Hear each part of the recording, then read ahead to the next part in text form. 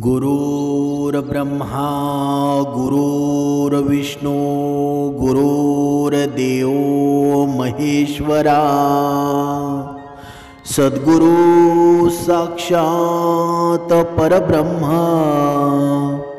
तस्मै श्री सद्गुरवे नमः। जय जय रघुवीर समर्थ श्रीराम समर्थ। सद्गुरु चरणांना नतमस्तक होऊन आपण या सुंदर सकाळच्या मनमोहक वातावरणामध्ये या निरूपणास सुरुवात करूया। मायबाप सज्जनांचं स्वागत आहे। समर्थांनी सांगितलंच आहे ना की बघा आता श्रावण महिना चालू झालेला आहे आणि श्रावण महिन्याचे बघा आजचा जो सोमवार आहे ना तो आजचा सोमवार हा दुसरा सोमवार आहे आणि हा दुसरा सोमवार म्हणजे आपल्या जीवनामध्ये आनंदाची पर्वणी घेऊन आलेला आहे। समर्थांनी सांगितलंच आहे ना जर मनुष्यानं श्रावणासारखं जर जीवन जगलं ना तर तुमच्या जीवनामध्ये कधीच दुःख येणार नाही। हा श्रावण महिना काय शिकवतो बरं? प्रत्येक मनुष्याला शिकवत असतो या श्रावण महिन्यामध्ये कोणताही उपाय केला कोणत्याही गोष्टीवर आपण नियंत्रण मिळवू शकतो। आणि या श्रावण महिन्यामध्ये आपल्याला काळ्या तिळाचा एक उपाय करायचा आहे। बघा हा काळा तीळ आहे ना तो महादेवाच्या पिंडीवर का वाहायचा आहे ना ते आज आपण या निरूपणामध्ये पाहणार आहोत। आणि महादेवाचा वाहन नंदीच का बनला या गोष्टीचं सुद्धा या प्रश्नाचं उत्तर आहे ना ते आज आपण या निरूपणामध्ये पाहणार आहोत। म्हणजे श्रावण महिन्यातील सोमवारी या शिवलिंगावर काळे तीळ वाहण्याचा एक असा गुप्त उपाय आहे। हा प्रभावी उपाय आहे की तो केल्यावर आपल्या जीवनातील दुःख नष्ट होऊन जाईल, रोगराई पळून जाईल, आपल्या मनोकामना पूर्ण होणार आहेत आणि शिवकृपेनं संपूर्ण जीवनच बदलून जाणार आहे। बघा तुम्ही विचार करत असाल की श्रावण महिना एवढा प्रिय का आहे बरं? प्रत्येक मनुष्याच्या जीवनातील या अधोगती जर घालवायची असेल ना जर श्रावण महिन्यामध्ये कोणी जर संकल्प केला तर तो संकल्प पूर्णत्वात जात असतो। कारण आजवरचा इतिहास आहे ना ते मनुष्याला हेच सांगत असतो की श्रावण महिन्यामध्ये हा मनुष्य असतो ना निरोगी होत असतो। आणि हे निरोगी मन आहे ना हे स्वच्छ सुंदर मन आहे। या निर्मळ मनानं जर कोणती उपासना केली जर कोणते उपाय केले तर ते फळदायी ठरू शकतात। म्हणून आपल्या मनोकामना सुद्धा पूर्ण होतात आणि शिवकृपेनं संपूर्ण जीवनच बदलून जातं। पण प्रश्न असा आहे की काळे तिळच का बरं? फक्त श्रावण सोमवारीच का बरं? यामागे कोणतं पुरातन रहस्य आहे का? या सगळ्याचं सखोल विश्लेषण आहे ना त्या आज आपण या निरूपणामध्ये करणार आहोत। समर्थांनी सांगितलंच आहे ना श्रावण सोमवारी शिवपूजेचं महत्त्व आहे। हा श्रावण महिना म्हणजेच भगवान शिवांचा अत्यंत प्रिय महिना आहे ना आणि या महिन्यामध्ये दर सोमवारी उपवास असतो। अभिषेक व्रत म्हणजे या अभिषेक व्रत उपवास केल्यानं आपल्या जीवनामध्ये जर साडेसाती दूर होत असेल तर आपण सुद्धा करायला हवी। कारण कधी कधी आपण पाहतो ना की आपण भरपूर कर्मकांड करून सुद्धा आपल्या जीवनामध्ये भरपूर चांगलं वागून सुद्धा कधीच आपल्याला सुख प्राप्त होत नाही। मग अशावेळी हा श्रावण महिना त्यांच्यासाठी आहे। त्यांच्या जीवनामध्ये अशी ऊर्जावान निर्माण होईल ना तुम्हाला स्वतःला आश्चर्य वाटेल। म्हणून आयुष्यातील संकटांचा नाश करणारा हा महिना आहे। विशेषतः जे लोक श्रावण सोमवारी शिवलिंगावर काळे तीळ चढवतात ना त्यांना दारिद्र्य हटवणारी शिवकृपा प्राप्त होते। म्हणजे काळ्या तिळाचं रहस्य काय आहे? हा तीळ यांचा उपयोग अगदी वैदिक काळापासून केला जात आहे। म्हणजे तिळांना पवित्रता आणि दुर्भाग्य नष्ट करणारा घटकच मानला गेलेला आहे ना। म्हणून काळा तीळ विशेषतः कर्मक्षालन दारिद्र्य नाशासाठी अत्यंत प्रभावी मानला जातो। आणि पुराणामधील तिळाचा उल्लेख आहे। गरुड पुराणात असं लिखित आहे की तीळ म्हणजे पवित्रतेचं प्रतीक आहे, जे मृत आत्म्यांना सुद्धा उद्धार करतं. आणि पद्मपुराण काय सांगतं बरं? काळ्या तिळांच्या अर्पणानं शिव अतिशय प्रसन्न होतात. म्हणजे बघा, यमदेवतेने सुद्धा सांगितलेलं आहे की तीळ हे पापापासून मुक्ती देणारे घटक आहेत. म्हणजे काळे तीळ का चढवले जातात ना, ते आज तुम्हाला उत्तर मिळणार आहे. आता काळा रंग म्हणजे दोषनाशक असतो. या काळ्या रंगाचे तीळ नकारात्मक ऊर्जा शोषून घेण्याचं सामर्थ्य ठेवतात. म्हणून या शिवलिंगावर ते चढवल्यानं ती नकारात्मक ऊर्जा नष्ट होत असते. आता पाहूया कर्ममोचन. आता कर्ममोचन म्हणजे काय? म्हणजे काळ्या तिळांमध्ये संपूर्ण आयुष्यभर साचलेली दोषात्मक ऊर्जा असते ना, ती नष्ट करण्याची क्षमता असते. हे तीळ अर्पण केल्यानं पूर्वजांच्या पापांचंही क्षालन होतं. जो मनुष्य श्रावण सोमवारी काळे तीळ शिवलिंगावर वाहतो ना, त्याच्या घरात कधी दारिद्र्य राहत नाही. रोग व्याधी क्लेश सर्व विघ्ने दूर होऊन जातात. म्हणून या तिळामध्ये भरपूर प्रमाणामध्ये ऊर्जा साठलेली असते. औषधी घटक असतात, विशेषतः कॅल्शियम, झिंक, आयर्न. म्हणजे आयुर्वेदामध्ये या काळ्या तिळांना कफ आणि वातदोषक मानलं गेलेलं आहे. बघा, कधी कधी आपण एक चमत्कार म्हणून पाहतो, पण चमत्कार पाहण्याऐवजी हे काळे तीळ आहेत ना, मनुष्याच्या जीवनामधील अभिलाज्य घटक आहेत. म्हणून या तिळाचा उपयोग केल्यानं शरीराची उष्णता वाढते ना, जी श्रावणात उपयुक्त ठरते. म्हणून घरातून दारिद्र्य हद्दपार करण्यासाठी या काळ्या तिळांचा वापर करणं गरजेचं आहे. बघा, प्रत्येकाने लक्ष द्या, कारण ज्याने उपवास पकडलेला आहे, ज्याने श्रावण धरलेला आहे ना, त्याने प्रत्येकाने लक्ष देऊन ऐका. कारण प्रत्येक श्रावण सोमवारी सकाळी स्नान करून 7 वेळा ओम नमः शिवाय हा मंत्र म्हणत जा आणि काळे तीळ शिवलिंगावर चढवा. त्यानंतर दूध किंवा पाणी अर्पण करा. बघा, दुसरी गोष्ट म्हणजे आता तिळाच्या तेळाचा दिवा. घरात रोज संध्याकाळी काळ्या तिळाच्या तेळाचा दिवा देवघरामध्ये लावत जा. विशेषतः शनिवारी आणि सोमवारी. म्हणजे याचा राहू दोष आहे ना, शनी दोष आहे, तो नाश होतो. आता तिसरी गोष्ट, तीळ मिश्रित जलाभिषेक.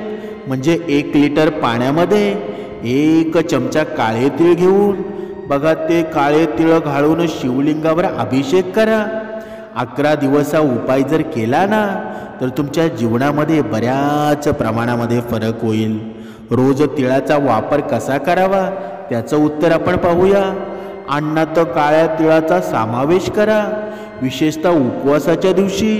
म्हणजे तिळाच्या लाडूंचं सेवन करा. शरीराची ऊर्जा आणि मनाला शांती मिळेल.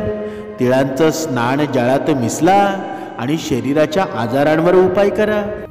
आणि मुख्यतः उपाय आहे ना, या श्रावण महिन्यात सोमवारी तुम्ही करत असाल तर त्याचा फायदा तुम्हाला नक्कीच होणार आहे. म्हणजे श्रावणामध्ये घरात तिळाचा जर अशा पद्धतीने तुम्ही जर उपाय केला ना, तर घरात लक्ष्मीसुद्धा स्थिर राहते. रोज सकाळी दरवाजापुढे तिळाचं पाणी शिंपडा. घरात नकारात्मक शक्ती कधीच येणार नाही. मंगळवार किंवा शनिवारी तिळाचा धूप वाहा. घरात शुभता येते. आणि तिळाच्या तेळामध्ये हळद मिसळून तो दिवा लावा. यामुळे धनलाभ होण्याची सुद्धा शक्यता असते. आता इच्छित मनोकामना पूर्ण करण्याचा गुप्त तीळ उपाय पाहूया. हा उपाय आहे ना, श्रावण सोमवारी अवश्य करावा. आता हा जो उपाय सांगणार आहे ना, बघा, इथे अंधश्रद्धा मानू नका.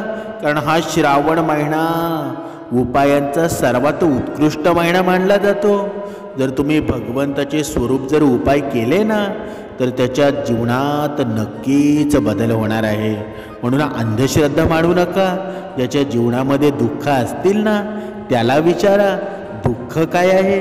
म्हणून आपल्या जीवनामध्ये जर सुख असेल तर चांगलंच आहे, पण अंधश्रद्धेला बळी पडू नका. बघा, लक्षात ठेवा, एका पातेल्यामध्ये काळे तीळ घ्या, तांदूळ घ्या आणि 1 नाणं घ्या. हे सर्व शिवलिंगासमोर ठेवून ओम नमः शिवाय हा मंत्र आहे ना, तो 108 वेळा जपा. नंतर हे तीळ शिवलिंगावर व्हा आणि ते नाणं दान करा. बघा, जोपर्यंत श्रावण सोमवार आहे ना, तोपर्यंत तुम्हाला प्रत्येक सोमवारी हे करायचं आहे आणि मनामध्ये पॉझिटिव्ह ऊर्जा निर्माण करायची आहे. म्हणजे काळ्या तिळाचे आता फायदे पाहूया. पहिली गोष्ट म्हणजे शनी दोष, राहू दोष, केतू दोष हे सर्व प्रकारचे निवारण होतं. बघा, कधी कधी आपल्या जीवनामध्ये बघा अंधारा असेल तरी सुद्धा आपण घाबरले जातो. असं म्हणतात ना, जिथे असतील सीते तिथे जमतील भूते. म्हणजे ती योनी आहेच ना. या अशा गोष्टीपासून आपल्याला मुक्ती मिळत असते. म्हणजे वास्तुदोष असेल ना, या नकारात्मक शक्तीवर विजय मिळवता येतो. आता तीळ एक आध्यात्मिक धनाचं भांडार आहे. तीळ म्हणजे पवित्रतेचं मूळ आहे. जे घरामध्ये अन्नात, देवपूजेत तिळाचा वापर करतात ना, तिथे दारिद्र्य कधीच राहत नाही. हा तिळाचा दिवा आहे ना, या आजची काळाची गरज आहे. शांतता, प्रगती, आरोग्य, लक्ष्मी यासाठी आहे ना. रोज घरामध्ये तिळाचा दिवा लावायलाच हवा. जरी आपण लावत नसाल ना, तर निदान या श्रावण महिन्यात तरी लावायला हवा. आता तुम्ही असं सुद्धा विचार करत असाल की हे सर्व केल्यानं आणि वाईट कर्म जर आपण करत असू तर याचं फळ मिळेल का बरं? नक्कीच मिळणार नाही. हे सर्व आहे ना, हे सर्व ज्यांच्यासाठी आहे त्यांचे कर्म सर्वश्रेष्ठ आहेत. ते भक्ती मार्गामध्ये आहेत, त्यांनाच या गोष्टीचा लाभ होणार आहे. जर आपण कर्मामध्ये नसू ना, तर या गोष्टीचा कधीच लाभ होणार नाही. कारण हे पूर्ण उपाय आहेत, हे उपवास आहेत, हे निर्मळ मनालाच्या सानिध्यामध्ये निर्माण होत असतात. म्हणून या श्रावण सोमवारी हे काळेतील शिवलिंगावर वाहणं म्हणजे नुसतं एक धार्मिक कृत्य नाही, तर ती एक आध्यात्मिक ऊर्जा आहे जी आपलं भाग्य, धन, सुख, समृद्धी हे निर्माण करत असते. आणि या काळ्या तिळामागील पुरातन हे पौराणिक आणि वैज्ञानिक कारण आहे. म्हणजे शिवलिंगावर तिळार्पणानं आयुष्यातील सर्व वाईट गोष्टींचा नाश होतो. घरात दिवा, अन्न, जळ, धूप या तिळाचा वापर लक्ष्मी, स्थिरता, रोगनाश आणि मनोकामना पूर्ती होते. आता आपण दुसऱ्या प्रश्नाचं उत्तर पाहणार आहोत की शिवानं नंदीलाच आपलं वाहन का बनवलं बरं?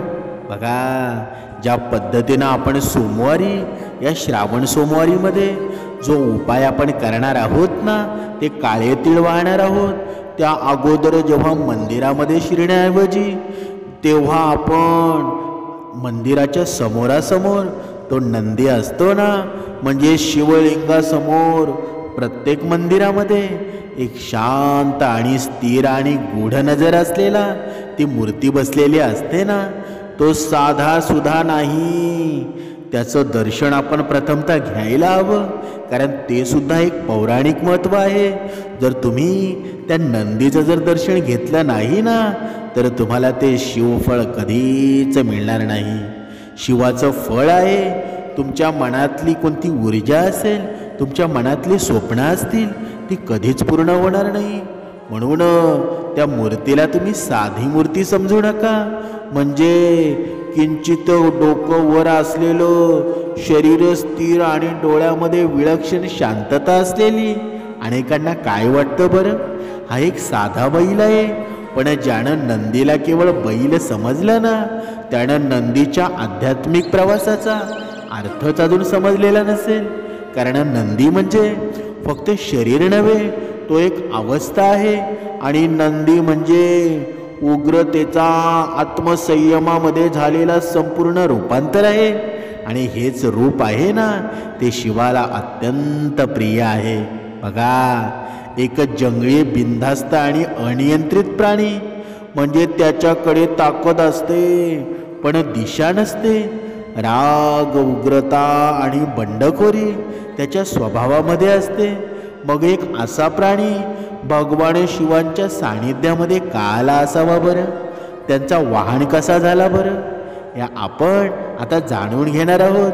म्हणजे नंदीचा खरा इतिहास समजणं गरजेचं आहे.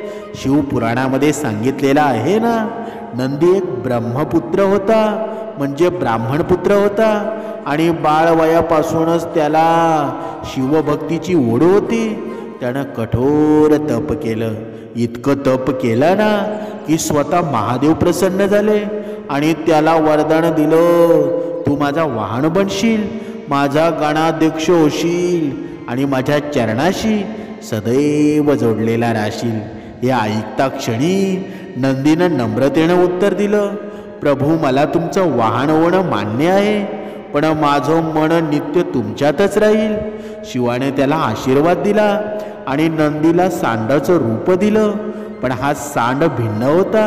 हा उग्रतेला साधनेनं जिंकून त्या शांततेमध्ये परावर्तित झालेला होता. म्हणजे शिव ज्यांना रूप नव्हे तर भाव महत्त्वाचे वाटतात ना, जे राक्षस, भूत, नाग, पिशाच यांनाही स्वीकारतात, त्यांना नंदीच्या बाह्य रूपाची नव्हे तर त्याच्या अंतरंगातील त्या निष्ठेची किंमत होती. म्हणून नंदी फक्त एक प्राणी नव्हता ना, तो एक साधक होता.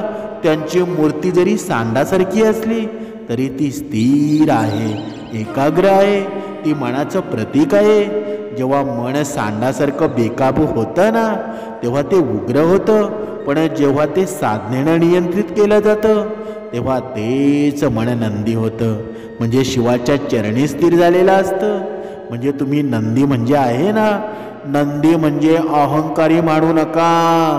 जेव्हा हे मन आहे ना, त्या मनाला नंदीची उपमा दिलेली आहे. जर तुमच्या मनाला तुम्ही काबूमध्ये ठेवलं तर तो नंदी होत असतो, आणि जर काबूमध्ये ठेवले नाही तर त्याचा बैल व्हायला सुद्धा वेळ लागत नाही. म्हणून शिव मंदिरामध्ये नंदी नेहमी गर्भगृहासमोर बसलेला असतो. त्याचं कारण काय बरं? कारण तो केवळ वाहन नाही तर द्वारपाळ आहे. म्हणून शंकराच्या समीप जाण्याआधी नंदीला पार करणं गरजेचं आहे.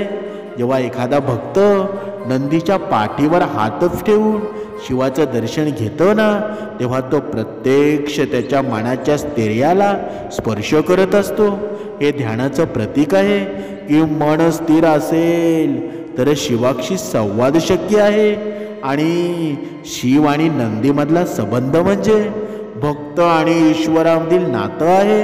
म्हणून निस्वार्थ, समर्पित आणि निखळ या नंदी आपल्याला काय शिकवतो बरं?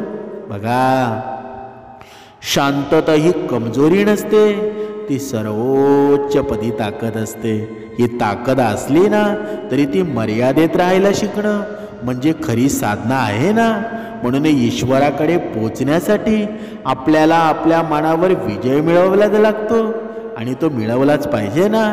नंदी हा एक स्मरण आहे की आपण कितीही उग्र असू द्या, अस्थिर असू द्या आणि भरकटलेले असू द्या, तरी साधनेनं आणि समर्पणानं आणि निष्ठेनं आपलं रूप बदलू शकतो. आपण सुद्धा नंदी होऊ शकतो.